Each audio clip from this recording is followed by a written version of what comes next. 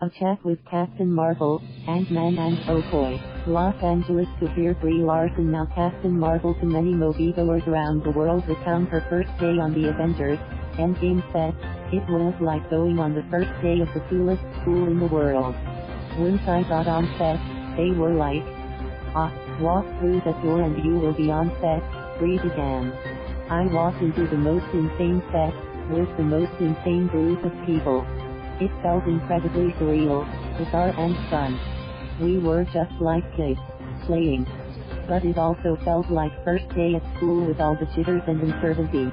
I flew to Atlanta for my first day on Endgame, set a star, whose Captain Marvel is an astounding box office success, earning more than $1 billion in combined United States and international earnings. She added, I had no idea what I was shooting, what the movie was. I didn't know if anybody else was in a scene with me. I didn't know anything. And it's not until you show up that you get your pages for the day. But you only get your part. So it was like a scene that was completely black redacted, and then just my one line. To this day, Disney and Marvel Studios are making sure Endgame's exact story and plot are not revealed until the movie opens in the United States on April 25th. So Brie, who was grouped in this interview at the InterContinental downtown Los Angeles hotel with Paul Rudd, Ant-Man, and Danai Gurira, Okoye, from Black Panther, had to say several times, I don't think we can answer that. I'm very excited to talk about this once the movie is out, because I can't give the details away, explained Brie, who wore a burgundy mom dress. Paul, always a smiling dude, sported a blue Canali suit. It was his birthday the day before this chat. He summed up his Marvel Cinematic Universe experience as Scott Lang / Ant-Man in 3 words: surreal, challenging, joyous. Danai, striking in a Proenza Schouler printed maxi dress, has seen her star rise since she debuted her Okoye character in Black Panther and Avengers: Infinity War. The actress, who plays Michonne in the Walking Dead series, it was announced that she will exit in season 10. Is reportedly also in Godzilla vs. Kong and an untitled Star Trek sequel. Excerpts from our interview: each of you celebrated a milestone in your life or will reach one this year. Paul, you turned 50 yesterday. Danai, you knocked 40 last year. And Brie, you will celebrate turning 30 later this year. Can you reflect on this time in your life when you have reached these milestones while having these popular franchises to your name? It's all reflection at this point. It is incredible to be a part of something that is so global. And there is such interest and affection for these characters, among people of different ages and countries. It's an experience that we will never be able to replicate. When we get to meet people who are so passionate about this, particularly kids, it is such a moving experience for me. I also have kids of my own and I get to share these movies with them, which wasn't the case with Dinner for Schmucks, last. Or any of the comedies, really. I feel like I got shot out of a cannon. This is all super new. For most of my career, I could never book a job. So, to now be at this stage where I feel like I have more flexibility, and in particular, the things that were the reasons why I didn't get jobs are now the reasons why I am valuable. The fact that I am outspoken about things and my work ethic, all of those were things that scared people before and maybe they probably scare people now, but I feel a sense of ownership over them. I don't think about birthdays that much, or maybe I should. But I am proud of what it is that I've been able to accomplish as a person and as an introvert. It's been pretty incredible.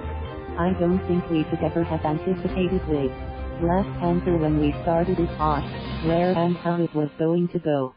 We knew the beauty of what was brought together by Kevin Feige, Marvel Studios president, the Marvel team, and Ryan Coogler, director. What Marvel did was change the game in terms of what stories, and with Captain Marvel, too, who gets to be at the forefront of a story and from whose perspective do you get to see. For me, just being able to perform, with an African accent, speaking an African language and giving voice to an African celebration of specific culturalisms on an epic Marvel stage. I would never have believed before the day I was told this project existed. One of the things I didn't like about my costume is that the leather and everything else made it really hard if I have an itch on my back, laugh, and once it scratched it. That's the worst thing? Wow. It's not the only thing. I remember having to go around to people and have them punch me in the back really hard to get rid of an itch. With the kind of suit I had, I couldn't do it. And it gets hot. We are sometimes shooting outside. The suit material doesn't breathe very well. And I am fortunate because when I need to, I can go to the back room. There are magnets in the fly. We figure this out. The first Ant-Man costume has buttons, but there are magnets in the fly in the second one. I love out there, laugh.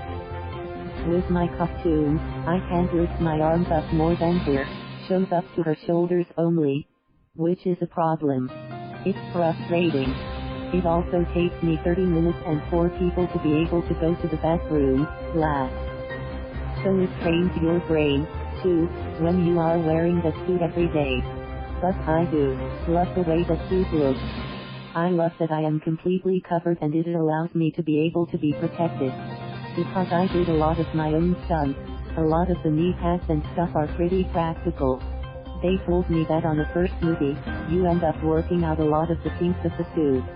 You can't foresee what you are going to do in the movie and what the problems are going to be until you are working in the suit. So, you learn about this whole other world of these craftsmen who made these suits. It took at least 40 people to make mine. I think it was 600 hours to make one. Mine has many parts to it. So in between takes, I could take some parts off and they would just hang from my chest. I didn't care what that looked like. I was quite happy to just be able to get that release anytime I needed it. With Endgame, the Marvel Universe is transitioning to a new phase. What would you say to the next generation of Avengers? I'd say, be open to the experience of working with such an amazing group of people. And enjoy the ride, because it's exciting to be a part of it. My hope would be that for whoever is up and coming next, that Marvel continues to explore representation and diversity in the way that they have done now, which has been really successful. With that, I would say, own your truth and who you are, because the thing that I love about this family is that we're all very different. I don't think I can top that. That's exactly what I hope I wish I would have said, laugh. I can say ditto for the 3 of us. Email, revnetale_5585@yahoo.com. Follow him at //twitter.com/MikhailRubin. Thank you for watching. Please subscribe.